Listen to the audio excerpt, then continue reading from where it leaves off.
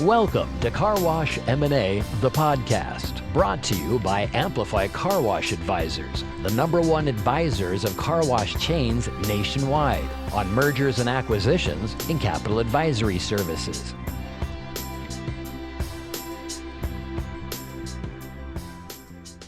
Hi, I'm Lanese Barnett, Senior Vice President of Business Development at Amplify Car Wash Advisors, and your host of Car Wash M&A, the podcast.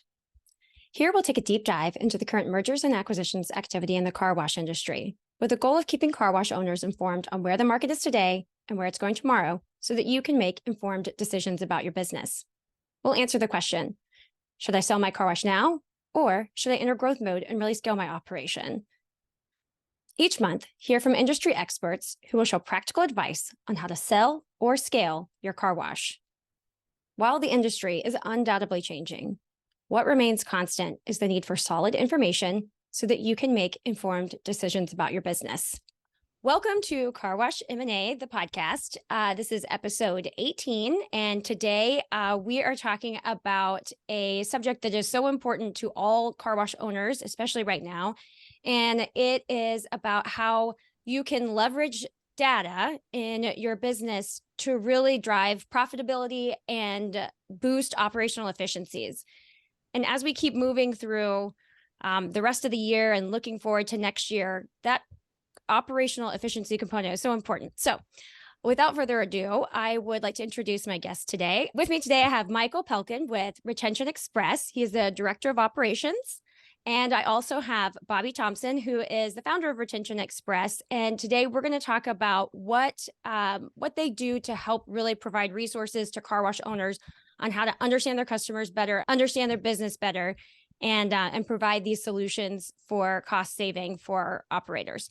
So hi, everyone. Thank you for being on the show today. Good morning. Morning, Lanese.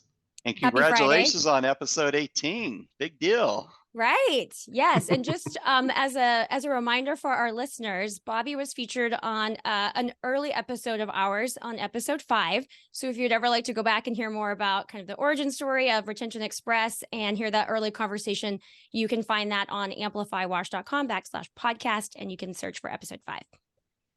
Okay. So Michael, would you please first give us a little background on you and what your role is at Retention Express, as well as just a quick overview of what the goal and mission of Retention Express is?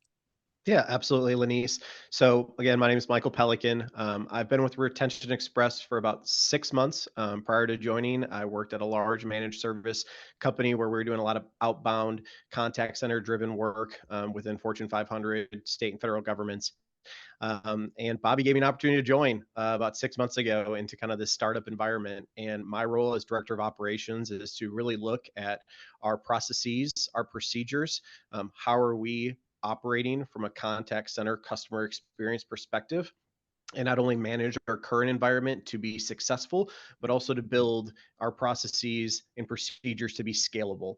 We're continuing to add new customers every month, and what we're building needs to be sustainable, not only for now, but also in the next 3 to 5 to 10 years as this company continues to evolve, not only in the car wash industry, but potentially into other verticals. And so my job is to be hands-on with our agents, to be hands-on with our clients, to be able to provide the feedback that we're seeing, but also ensure that the customers of our brands are really getting top-notch white glove service. And so not only do I manage the performance, I get on the phones, Bobby gets on the phones, we interact with these customer brands all the time, and it's really great to get a pulse of the customer from a firsthand experience. Yeah. And so Bobby, can you give a quick overview of Retention Express and why you felt that there was this need for your company when you were starting out in 2020?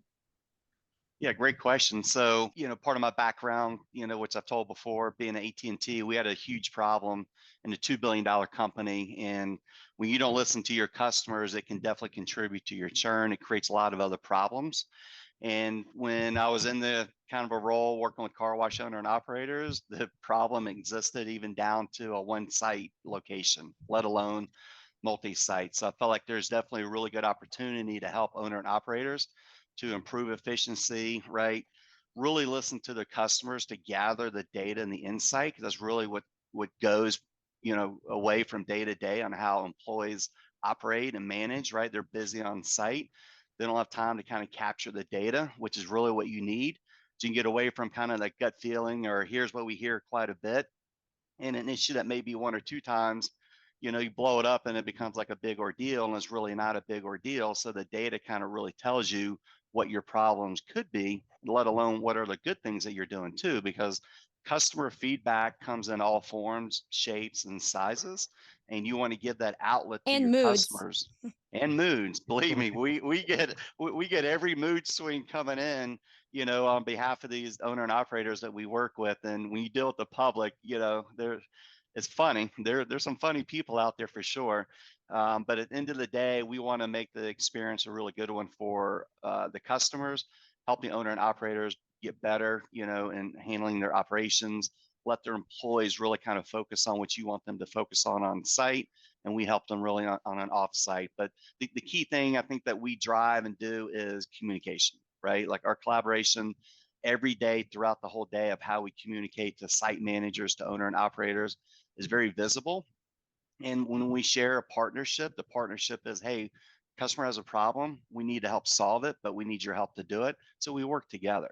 And the fact is we can keep track of that process from start to finish to ensure that the customer doesn't get left behind and it doesn't drag on longer than it needs to. So the whole goal is kind of really shorten the gap of how we communicate, make sure the customers are being taken care of, whether it's a cancellation, whether it's a refund issue, whether it's a billing problem, right? Double billing happens quite a bit and is real. So it takes time to investigate it. And more importantly, customers want to ensure that everything's taken care of. Right. And just for our listeners, so Retention Express is a white labeled customer service. Well, I'll let you guys tell it. Yeah, we're a white label, white glove customer experience, third-party support. So we handle predominantly inbound contact for our owners and operators. We're taking that lift of that customer interaction and handling the majority of that back office functionality, which gives our owners and operators the freedom to be able to focus on what really matters is the customer's on-site at location, making sure that their wash experience is positive. So we handle all of that volume and then partner with obviously our site providers to ensure that, we're providing this feedback to this data, the leading reasons for cancellations, or, what sort of feedback are we receiving? So we handle in all incoming contact as well as then produce and perform some outbound campaigns as well.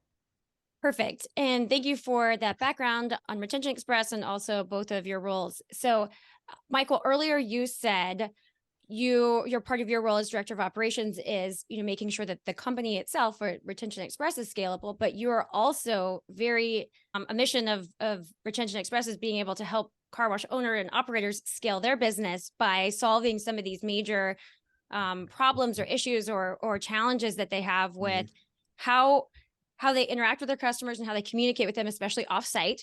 And then also, what do they do with the information that they receive? So if it is a customer issue and a customer calls the location, maybe it's answered, maybe it's not answered, even if it is resolved, was that information captured? And then is there this aggregate data that then can drive decisions for the owner operator on how they move forward or how they make decisions about their business? So could you share with us some of the examples of data and information that you capture and where that goes? And then ultimately we'll talk about what you do with it. Yeah, absolutely. Great question, Lanese. And I'll share my screen here in just a moment. But the way our company operates is out of a telephony and ticketing system. And what that means is every customer call, text, email, web form submitted, live chat is a recorded ticket. And our agents document that ticket very detailed. That's obviously the brand, down to the site location, down to the reason for that ticket. And as Bobby mentioned before, it could be for a number of things. It could be a member that is looking to dive into their billing and why they were double billed. It could be a retail customer who's calling in about hours of operations. We detail and document all of those categories to really paint a picture. And with that, we provide all of our customers with access into our Power BI dashboards. So it is a client dashboard that funnels in the data from our telephony system and provides various dashboards in terms of specific areas. And so areas that we highlight are obviously cancellations. Cancellation data is critical. It gives you the opportunity to really really view and look at trends that could be happening in the business to be able to pivot. So we provide our customers this access so they can get a real-time sense of what's going on. So I'll share my screen here, just kind of highlight briefly what we kind of have from a customer view perspective. And so on the screen here, you will see that this is for 2023, and it gives us a snapshot into cancellation reasons, the amount of cancellations we've had that have just been a natural discontinue. So customer calling in 3 weeks before their billing, for whatever reason, they're stating they want to cancel. It is a natural discontinue of that membership. We also track terminations with refunds. What could those reasons be? Why were those terminations occurred? And also tracking the refund amount. What categories? Was it a month? Was it 2 months? What led to that? As Michael, well as, for our listeners that are listening via audio only, can you just give me and paint a picture for the listeners about what it is that your clients and these car wash owners see on the dashboard through Retention Express? Absolutely. Great point, Lenny. So they're able to see various data points, such as number of cancellations that occurred over a set period of time. Within that, we have another graph that'll highlight the cancellation reasons, top to bottom, for their leading categories down to their lowest categories. Constantly, we see the leading categories always lack of use. And we've actually had recent calls with customers about how do we drive lack of use down? What is the strategy behind Retention Express, as well as our clients, to say, how can we get use and lack of use as their leading reason to maybe drop that down by several percentage points. We also provide customer exit sentiment, and I think this is a really important one. We try to capture how that customer is feeling on the exit. Are they a promoter? Are they someone who's saying, hey, you know what, I love this brand. Right now, money's tight. I'm going to go back to single washes, but I love y'all. We're going to continue to represent and promote you to all my friends and family. That is a positive story. We also capture passive people that may just not use the wash enough. They really don't have much of a way of saying, am I a promoter or a detractor? And then you have the detractors, the ones that you really want to dive in on. What was the experience that led to someone? So we also provide a graph that highlights, what are the different areas of customer exit sentiment for us to really be able to attack and ensure that we continue to have those high promoter scores as well as low detractor scores. I love this because from an operational experience for myself, it was really hard to capture why people were canceling because you don't have time. If you're on site and it's a busy Saturday with a line of cars, finding out all of that information can be a real challenge. And so this sounds like, because this is your agent's sole job of communicating with customers, that there is a different capability to dive into what that is, and then what you can do about that information. So having it, and then also seeing patterns and different points of data about it. The whole point, like when we talk to customers who are looking to cancel, right? We're all about trying to retain customers too, right? Like, it's not like we're just support, like, hey, why are you canceling? We move on. There are actually really reasons, if people give it to you, that we can actually help them to solve their problem, where they can keep their membership active. And an easy one that we found is people wreck their car and like, hey, I need to cancel my membership. Well, did you know that we can transfer your membership? Like, literally, they are not aware that it's a simple process to do that. So we really try and help keep revenue on a continuous path for the owner and operators, and not have a break in it. Because if you get a break in the billing, you may or may not get them back.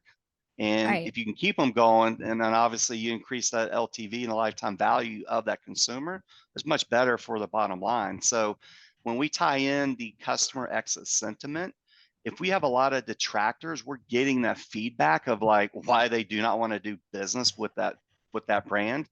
That's immediate feedback that we provide to them.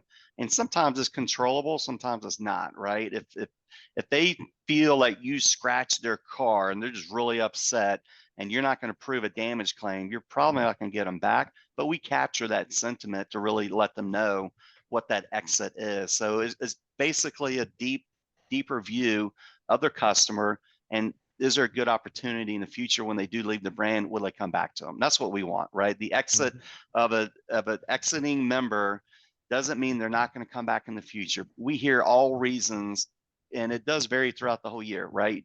May and June, all the Florida customers are going back to Canada.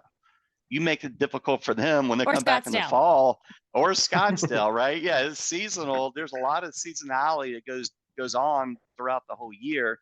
And those are the people you definitely don't want to make upset, and they'll find somebody else. So we really try to make it easy for them and capture the sentiment.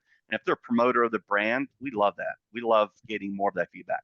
So Bobby, something that I hear you say, and we've known each other for quite some time, and have been following your, why you made this business, and the purpose that it serves to really help car wash owner and operators protect that back door of their business. So just like you were talking about with the customer exit sentiment, that even though somebody might be leaving a membership plan, they could still be a retail customer. But as you are putting all these efforts into marketing and to attracting customers, but really making sure that you're not losing customers and you're lowering that churn, or if you are experiencing higher churn, what actionable strategies can you take to do about that?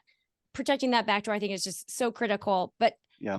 the other thing that you were really touching on here is being the voice of the customer. And that's another really, really powerful component that I feel is unique to you guys, that you want to find out what that customer voice is and what their concerns are, but you also, again, have that time to really dive into it and explore that with them in a very different way than, perhaps an on-site manager or a customer service attendant may be able to with the other operational obligations that they have throughout the day.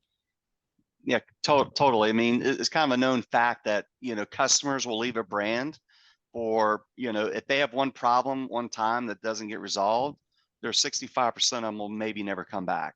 So if you don't give them an opportunity to tell you what their issue is or what their positive feedback is, because we do get that on how they want to compliment employees who do work hard, and it's 102 degrees, or in Phoenix, 120, they're working hard out there. People do want to recognize them for the good and, but also for the bad.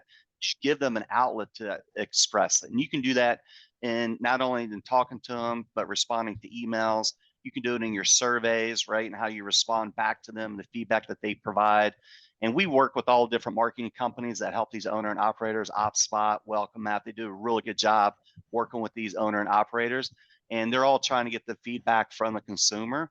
And our customers who use those platforms, we can extend the messaging. So if a negative feedback came in, we actually take it a step further to call a consumer back and try and get them back on site with a free coupon, or just really understand what their issue was and pass that feedback on, because it's really invaluable to the owner and operator to get the feedback and let the customer be heard.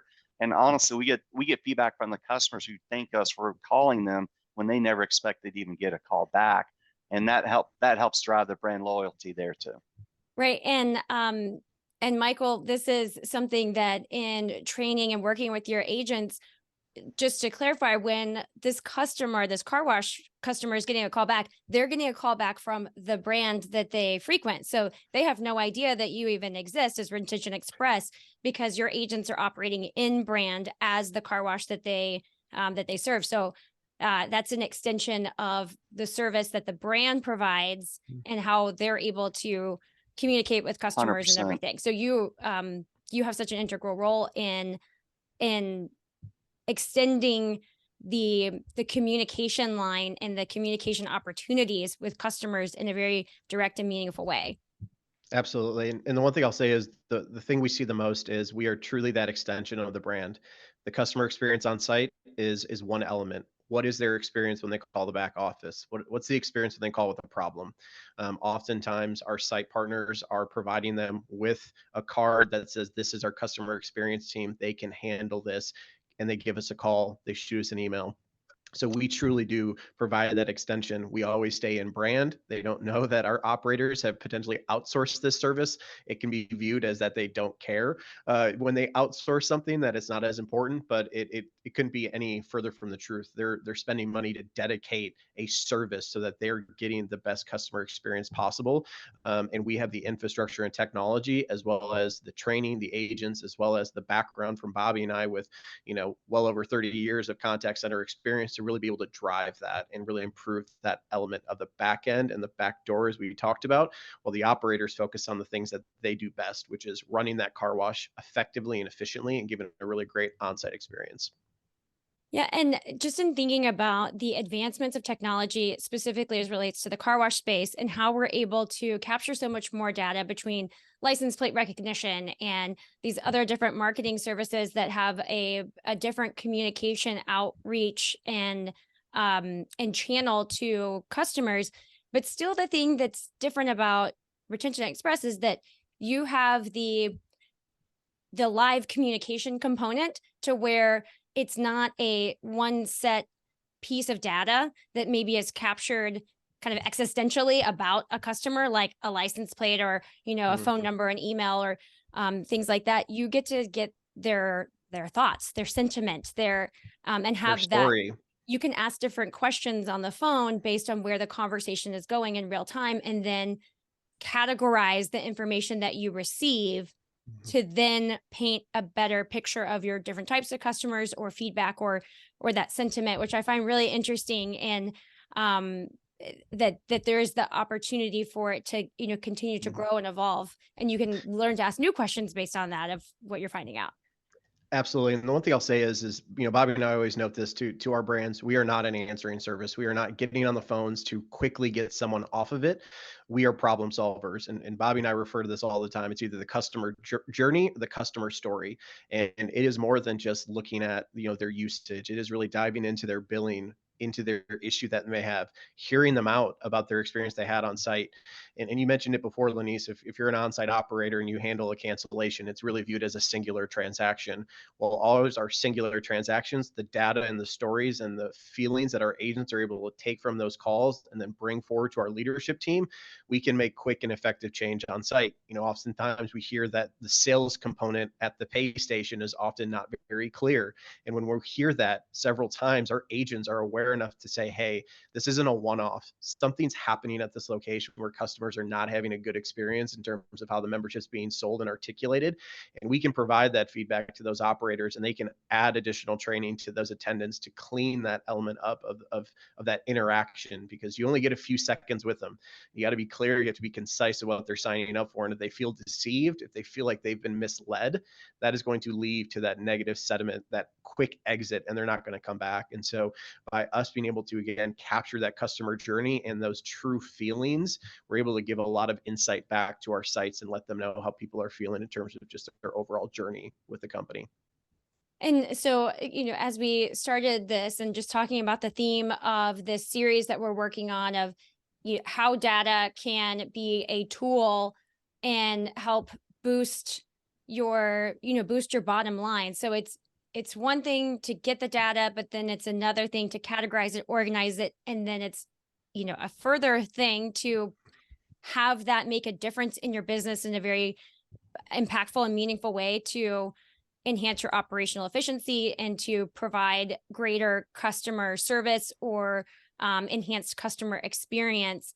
So as we talk about these different actionable insights, so one of them being what people or sales agents are saying, talking to customers, and you can reveal if there are incongruencies with what customers, their car wash customers, are saying back to you of what they heard there, and then offer suggestions and insight on how they could adjust those, those messages that they have.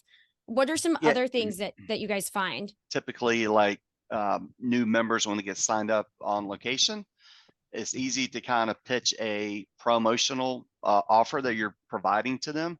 And that is where the expectation has to begin to create the best experience. And oftentimes, it happens quite a bit. It could be new people, it could just be people on contest, right? Whatever it may be. You never want your end user to feel like it's a contest, right? Like they're getting hard sold.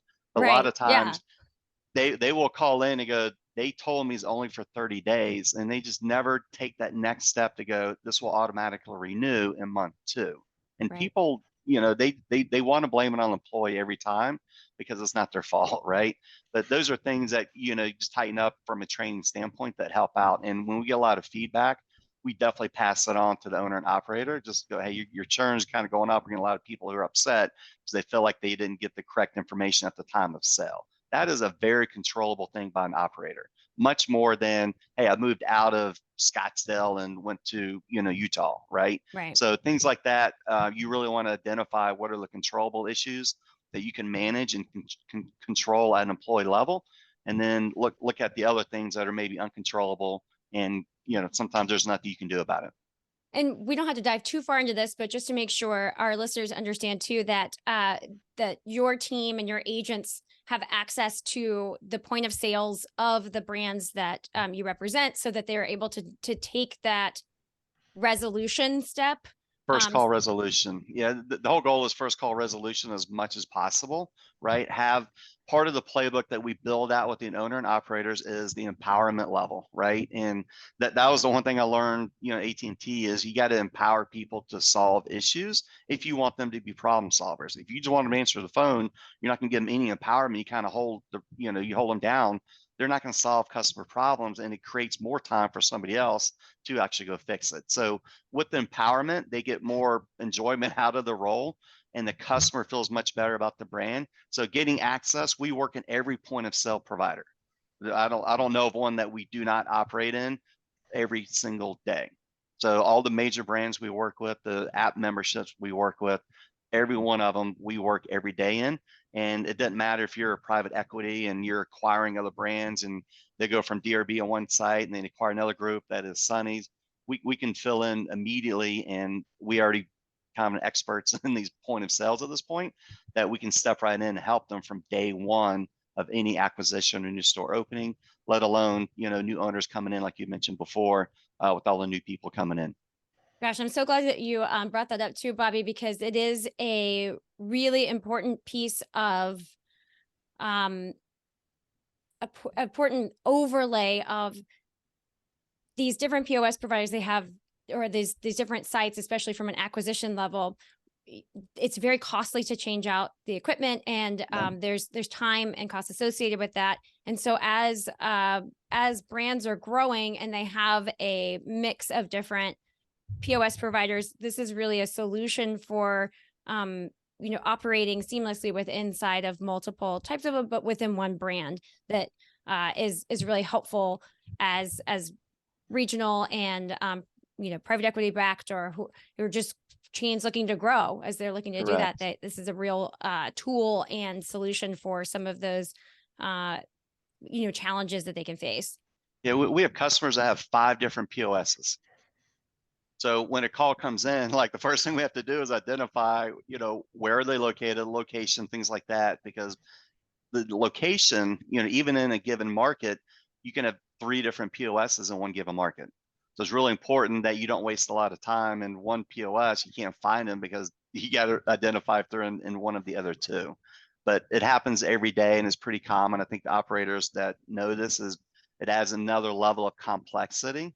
And complexity adds the time. And so that's one really key value I think that we do provide, is that we're agnostic. We can work with them in any POS, and the goal is we're trying to help the customers, right? And some of these investigations do take 20-25 minutes to really dive into it. That's time that somebody would have to spend to do it effectively for one customer, not for 5, like for one. And we get that kind of detail level on service. Right. So Michael, as you are working with your team and who have multiple brands that they represent, are there any trends that you're seeing from an industry perspective on just things that are coming up that maybe you hadn't built into the original model that you're seeing as a thing now that wasn't a thing? Or maybe Bobby, either one of you, but just, are there any industry trends that you're noticing as you work with more and more car wash owners across the country? For me, it's tough because I'm only 5 months into the industry as a whole, so I don't have a long road of what it was like before. But what I will say is I've really noticed a strong trend of people being very driven by these promotional offerings and being very tied to them. We have a lot of brands that are sending out, potential offerings to specific locations, but based off their marketing, that customer may go to one location, hear about a $3.90 or a $9.99 offer for 3 months, and we have to talk through that kind of trend in terms of, is this offered to you? Is it not? Member calling in saying, hey, I see you guys are giving off, a great deal right now. I've been with you for a year. How do I get that? Right. And so one of the things we're seeing is just how the customers are engaging from a promotional standpoint, both active members in terms of what it means for them. And a lot of our customers are starting to look towards, okay, when we do these promotions, our current customers may feel slighted. They may feel like I never got this when I signed up a year ago. And so we're really starting to see several brands start going to more of like a loyalty program, where it's maybe giving swag. They're looking at tenure, wash activity to say, okay, this person washes with us, 5 times a month. They're obviously a heavy user. What can we, is there a club that we can put them in? Can we give them certain offerings? Can we give them, anything that could just put them above just a normal user? And so we've really started to see how not only just the membership model has changed, but how the brand loyalty and like a VIP type club that they're looking to take care of their biggest promoters are really starting to come to fruition. I can say at least 3 or 4 different brands that we work with have something in the pipeline to roll out in the next 3 to 6 months in terms of how do we take care of our most loyal customers and really show that we care outside of just giving them a great wash experience. Right. And thanks for sharing. And it is, it's that retention of the customer. So keeping especially your most loyal and your happiest customers happy in perpetuity, and making them feel recognized and part of it, and having that identification with the brand and that relationship with the brand. Absolutely. I mean, those type of customers are the ones that have 2 of their own vehicles on a plan, or their whole family has a membership, or they've recommended 15 other people's and friends and family. And so it's so much further than just that single interaction for that customer. They truly represent, they promote, and they drive further revenue that's really tough to capture unless you provide them with a referral code. But the value in the input and the drive to membership is really truly there with your obviously the most loyal customers that truly love the brand and love to promote it. Yeah, definitely. So Bobby, anything you want to add to that? Well, I think you see a big push for technology coming in, right? As membership, volume is multiplying, right? For owner and operators who are really gravitated to the model and they're really trying to expand on it. Technology is coming more into play of how do you communicate with your people better? How do you manage memberships better? How do you engage with memberships better? How do you use automation to help them, right? Rents and other platforms are very visible in the car wash community, trying to make it easy to do business, because in scale, it is very difficult to do it one by one.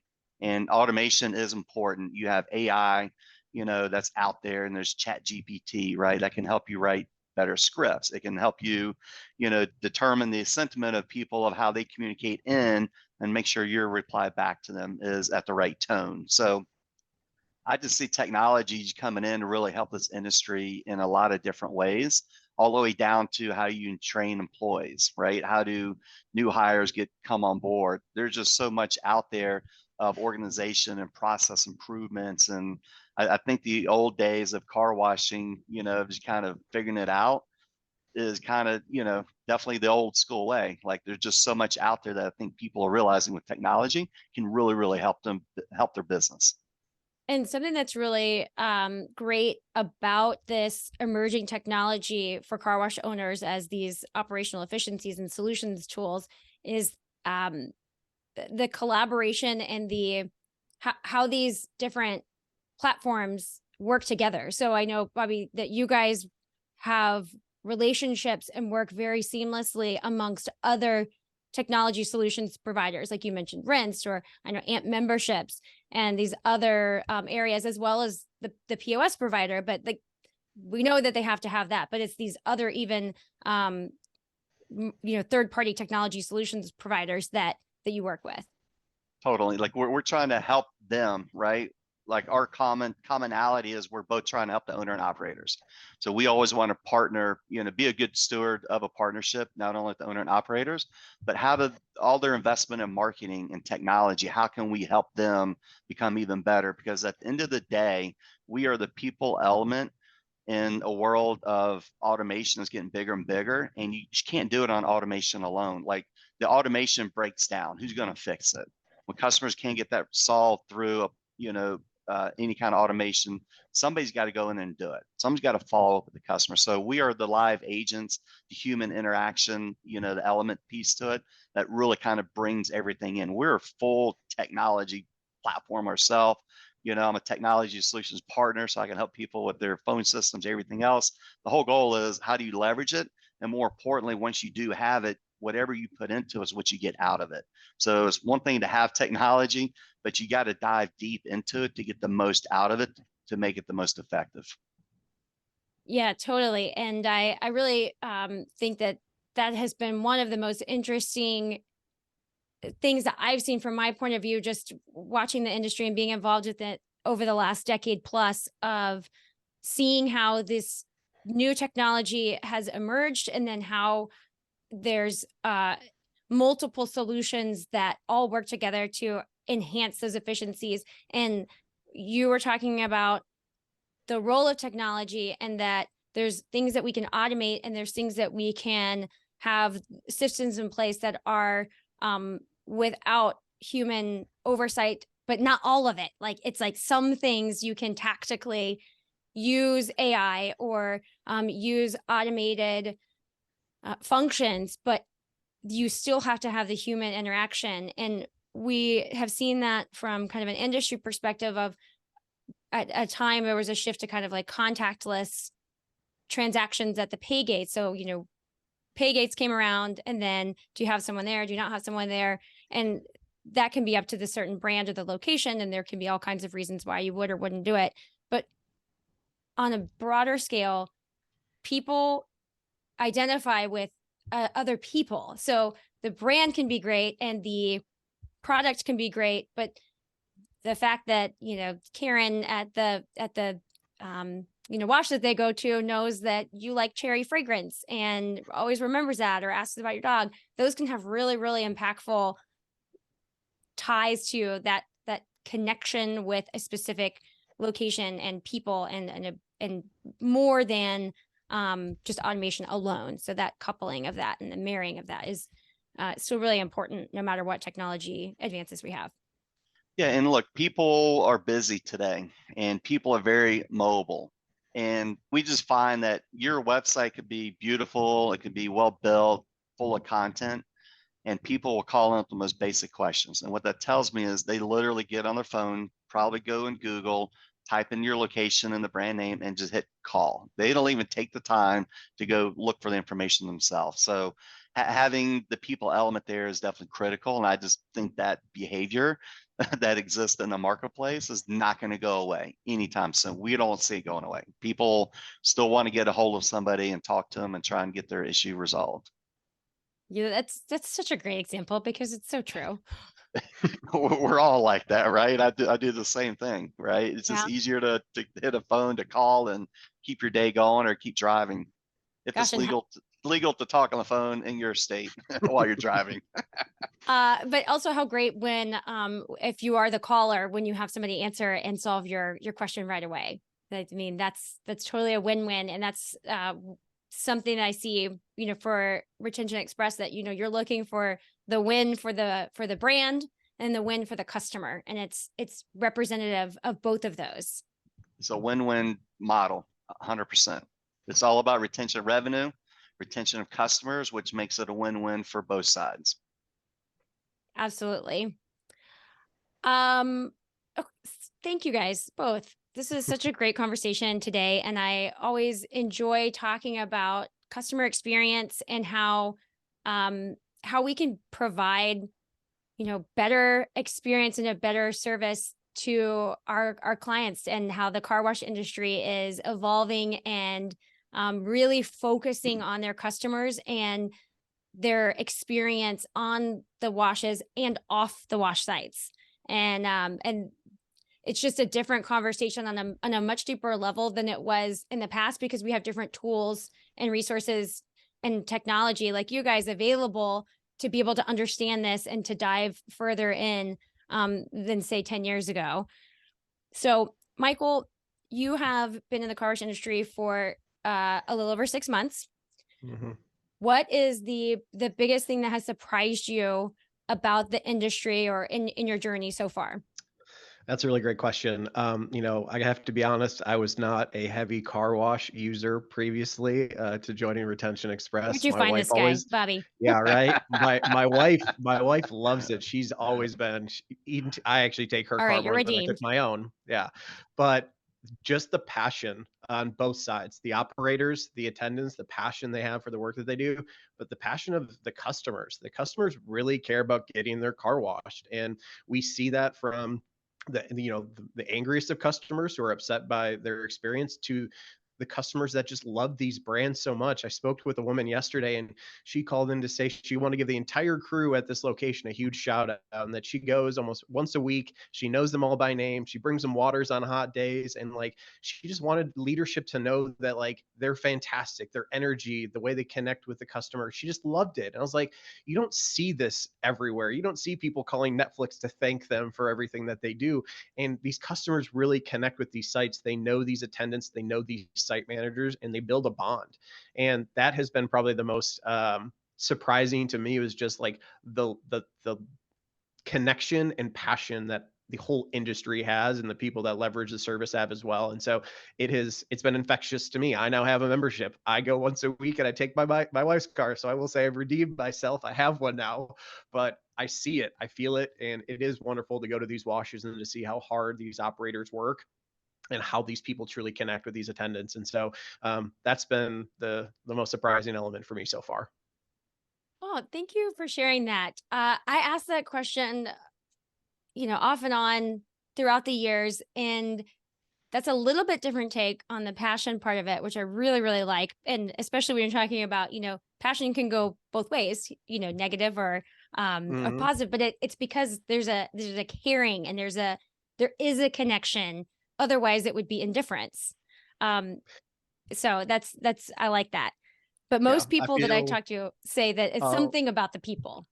Oh yeah, it is. And I swear it's animals, children, and your car are the three things that people care most about. And people are really serious about taking good care of their vehicles. And it is evident in all sides. And so I couldn't agree more with you, Lanese. It is a passion industry, and I love it. It's been infectious for me as well.